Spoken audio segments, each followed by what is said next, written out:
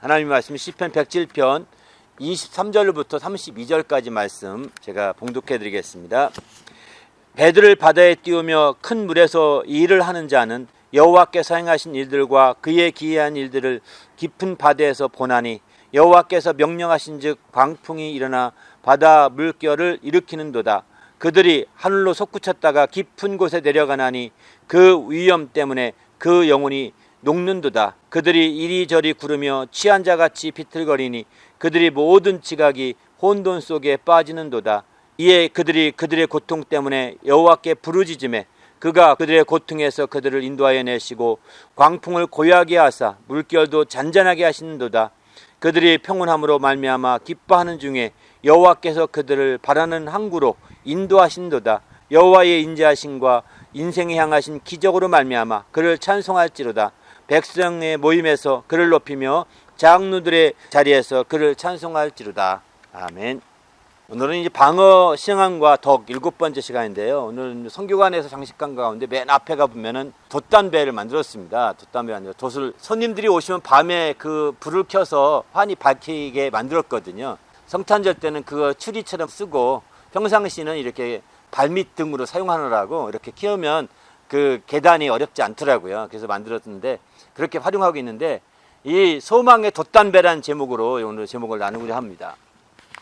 오늘 여기 이제 본문도 보게 되면 배들을 바다에 띄우며 큰 물에서 일을 하는 자 이렇게 표현하지 않습니까? 그러니까 이 말씀처럼 사실 우리는 이 땅에 사는 삶 자체가 배를 띄워 사는 삶과 똑같다고 보셔야 됩니다. 오늘 이렇게 비유로 이해하시면 가장 쉽습니다. 그러니까 바다에는 항상 잔잔할 때만 있는 것이 아니라 큰 물이 일어나고 파도가 일어나고 어려움이 닥칠 때 있지 않습니까? 이런 것처럼 우리는 인생의 배를 타고 가는 성도들인 거죠. 각각 배를 타고서 인생을 항해하고 간다 이런 표현을 많이 쓰지 않습니까? 이처럼 이제 배를 바다에 띄우고 큰 물에서 일을 하는 자들은 하나님의 역사하심을 느낀다는 겁니다. 그런데 우리가 이렇게 인생의 바다에 배를 띄워서 일을 하는 사람이라고 하는 개념을 모르는 사람들은 하나님의 역사하심을 참 느끼기 어렵습니다. 제 아는 후배 하나가 이제 어느 날 갑자기 사라졌습니다. 왜 그러냐 했더니 나중에서 한 서너 달 뒤에 돌아와서 얘기하는 거예요. 한 학기 정도 지난 것 같아요. 그래서 지나서 와서 얘기하기를 자기가 그 강릉인가 어디 동해안에 가서 배를 타고 원형어선을 갔답니다. 왜 갔냐 그랬더니 하나님의 살아계심을 느끼고 싶었는데 도무지 자기 모르겠다는 거예요. 물론 기도응답도 받고 다 하는데 모르겠다는 거예요. 그래서 이 말씀 때문에 그런 것 같아요. 배를 타보면 알까 배를 탔는데 정말 하나님이 거긴 하나님 역사하시는 걸 느꼈다고 하더라고요. 왜 그러냐면 엄청난 파도가 오면 배보다 수십 배가 크게 느껴진대요.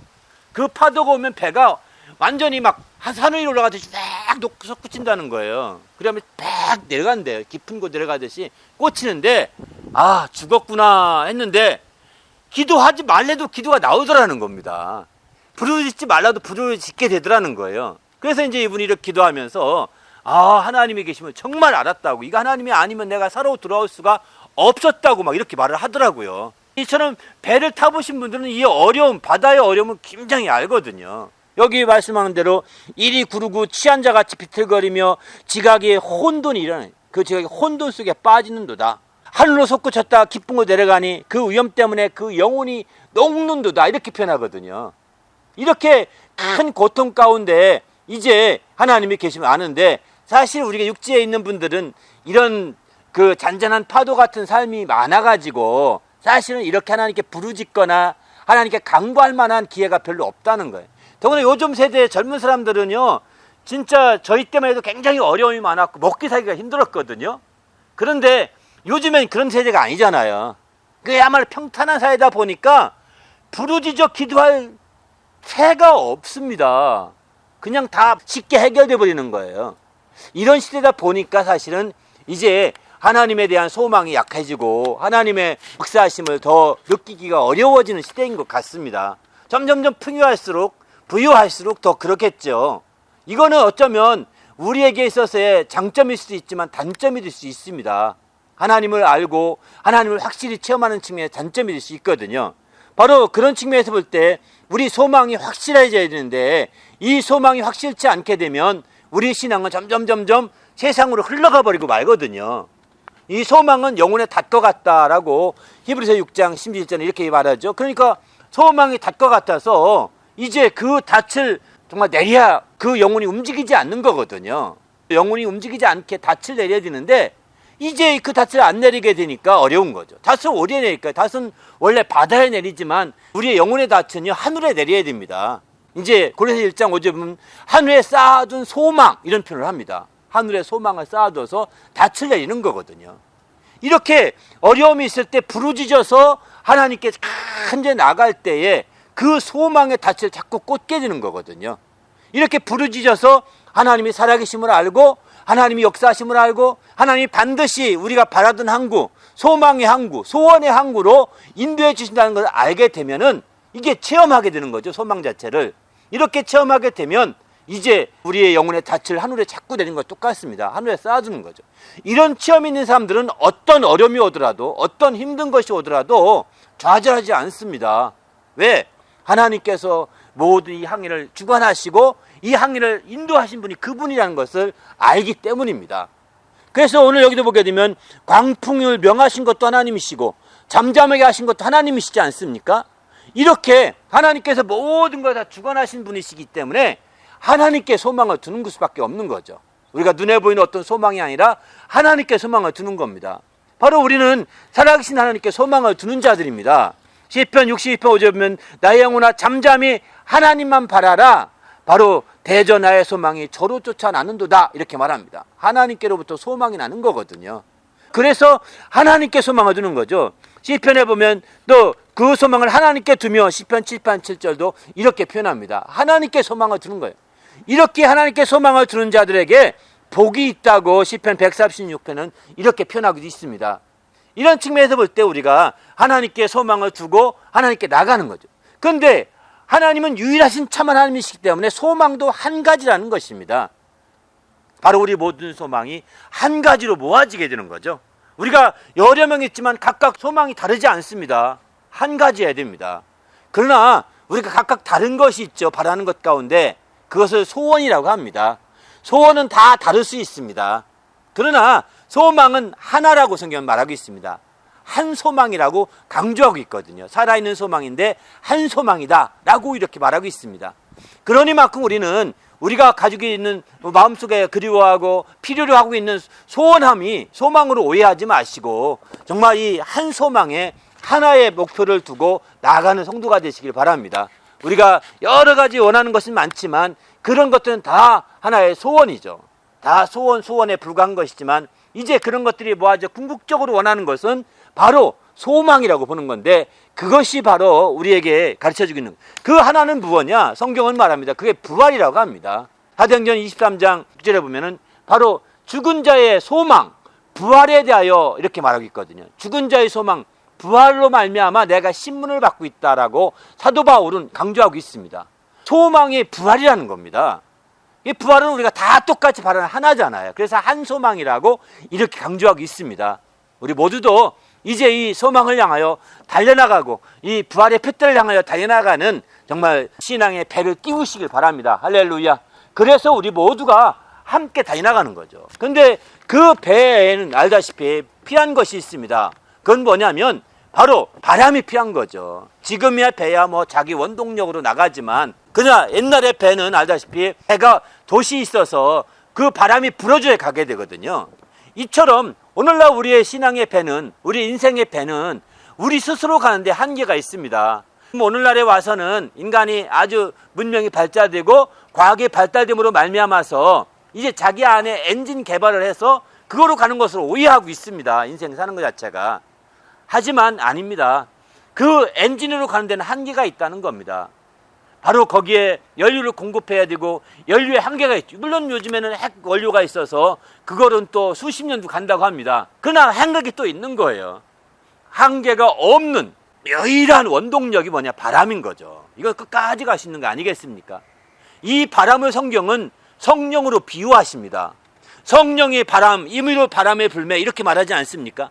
성령의 바람을 받아서 성령의 인도를 받아서 우리가 소망을 따라 그 배를 띄워나가게 될 때 마침내 우리는 이제 그 목적지에 다다르게 되는 것이죠.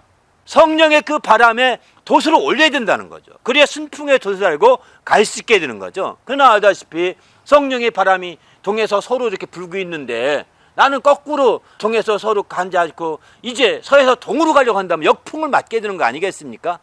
성령의 바람을 감지하고 그 방향으로 배를 띄워갈 때 우리가 헛고생하지 않게 되는 거죠. 그러나 알다시피 이제 성령의 바람과 역방향으로 가게 되면 우리는 수고하고 땀을 흘리지만 헛된 수고를 할 수밖에 없다는 겁니다. 그래서 성경은 말합니다. 이제 이 성령으로 말미암아서 우리의 소망이 부끄럽지 않게 해주신다는 거예요.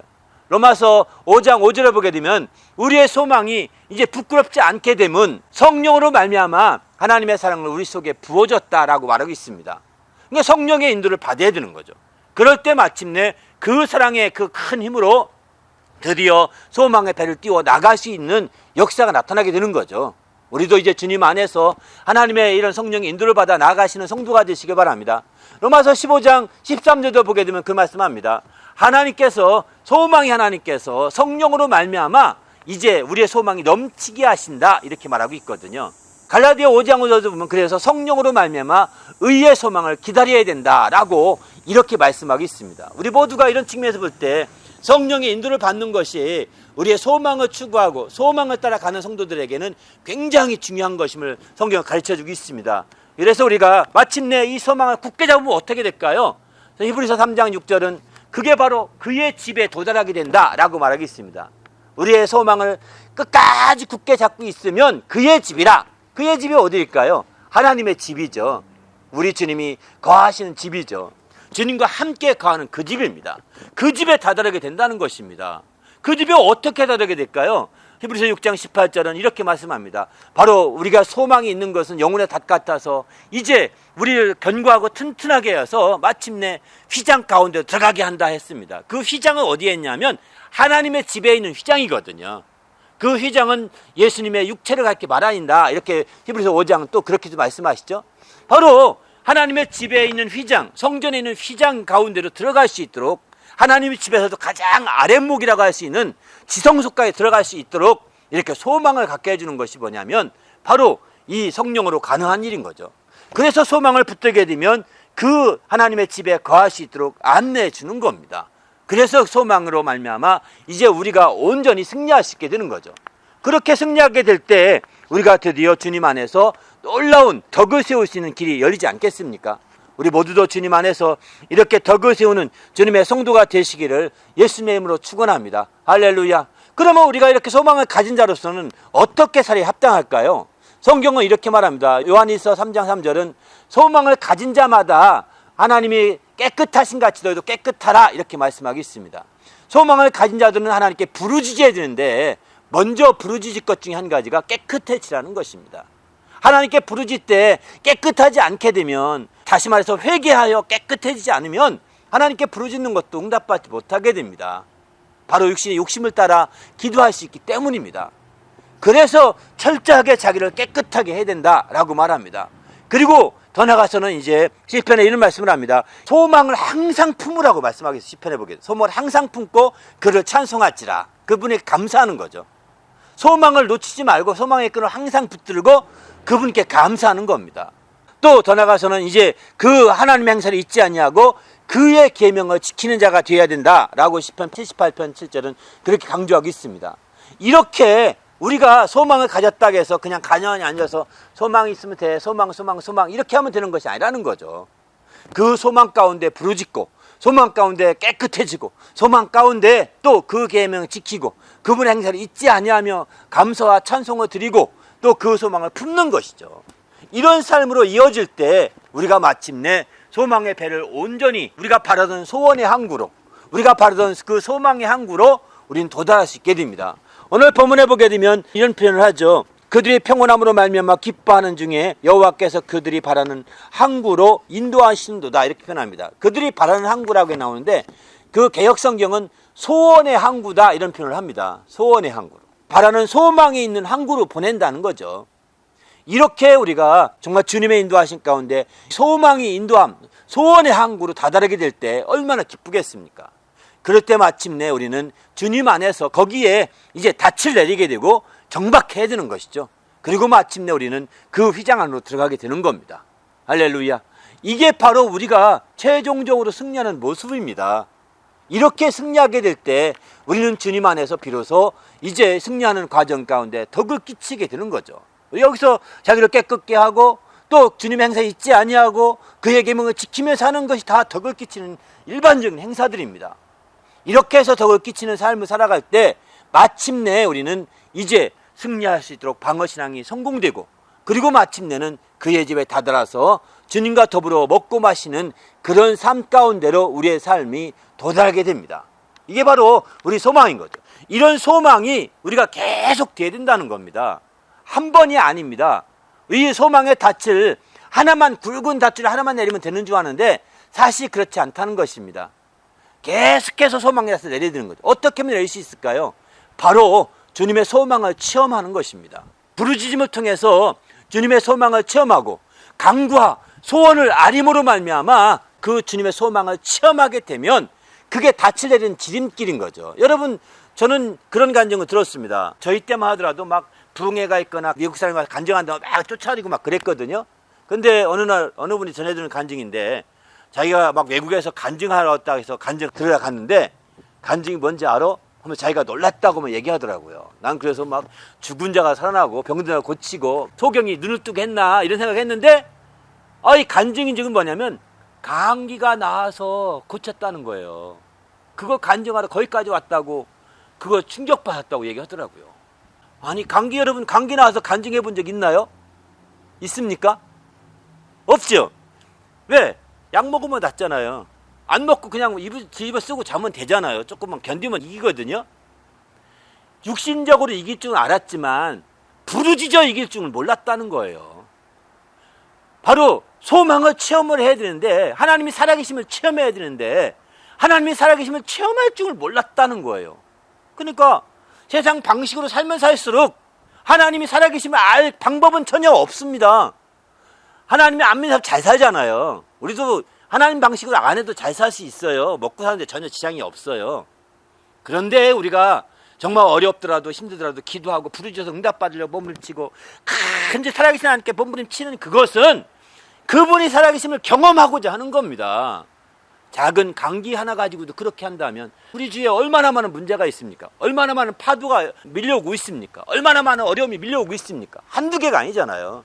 이런 모든 거 하나하나를 전부 다 부르짖어서 응답받을 수 있다면 그게 바로 소망의 끈을 더 튼튼하게 하는 지름길인 거죠. 그냥 우리가 할 수 있는 방법으로 그냥 대충 돈으로 때우고 대충 참아서 때우고 세상적 방법으로 때우는 것이 아니라 하나님의 방법으로 부르짖어서 응답을 받는다면, 하나님이 역사하셨다는 것을 확실히 알고 간증할 수밖에 없다는 것, 이렇게까지 느낀다고 한다면 이 사람은 소망의 끈이 한 단계 더 튼튼해진 거죠. 소망의 닻을 더 내린 것과 똑같은 것입니다. 우리도 이렇게 우리 가운데에 있는 어려움들이 있다면 그저 엄마 나 이거 어려워, 아빠 나 이거 어려워 이렇게 하지 말고 부르짖어 보세요. 나 용돈이 없으면 용돈만 주세요, 용돈 주세요. 막 하세요. 할렐루야. 그 유명한 일화인데요. 아니, 목표에서 이제 제주 가는데 배를 탔는데 그때는 겨울이랍니다. 한겨울이어서 배를 먹을 수가 없답니다. 그 배를 먹을 때가 아닌데, 근데 갑자기 겨울에 배를 먹고 싶어가지고 죽겠다는 생각이 들어서 이 할머니가 배전에 가서 기도하는 거예요. 하는 배를 타니까 배를 먹고 싶습니다. 배를 먹고 싶다. 막 이렇게 기도를 막 하더라는 거예요. 배가 거의 없죠. 사실 겨울에 무슨 또 배에서 무슨 배를 줄 수 있겠어요. 파지도 않고. 근데 그 얘기를 하도 계속해서 이제 목포서부터 한참 몇 시간 가는데 제주까지 계속 그러더라는 거예요. 그래서 하도 안타까워서 하루는 선장이 이렇게 나가서 뭐 하나 했더니 그분이 그런 기도를 계속하고 있어서 너무 불쌍해가지고 뭐 배가 없나 이렇게 찾았더니 아무것도 없죠. 그런데 때마침 배 줄 수 있죠. 캔에 들어있는 거. 그거 있어서 몰래 슬쩍 그 할머니 옆에 갖다 놨다는 겁니다. 그리고 왔더니 조금 있어 눈 떴더니 배 대신 이 배주스로 주셨군요. 하나님 감사합니다. 막 이러더라는 거예요. 여러분 어떻게 생각하십니까? 이거 믿으시나요? 그 할머니는 믿어요. 그 할머니는 이게 자기가 기도해서 얻은 거라고 아는 거예요. 그런데 이 선장은 자기가 불쌍해서 갖다 준 거거든요. 어떻게 이해하면 좋을까요? 우리는 먹고 싶은 게 있다면, 하고 싶은 게 있다면, 필요한 게 있다면 부르짖어야 합니다. 이 할머니처럼. 그러면 하나님이 누군가를 통해서 공급해 주실 겁니다.